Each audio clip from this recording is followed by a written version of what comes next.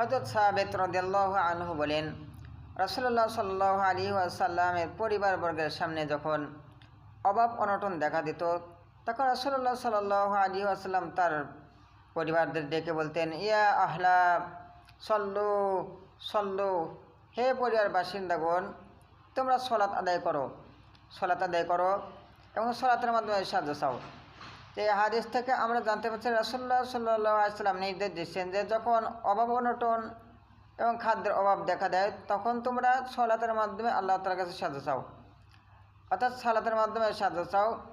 অন্যত্র আল্লাহ তাআলাও বলেন, ইয়া আইয়ুহাল্লাযীনা আমানু ইসতাঈনু বিস-সাবরি ওয়াস-সালাহ ইন্নাল্লাহা মা'আস সাবিরিন।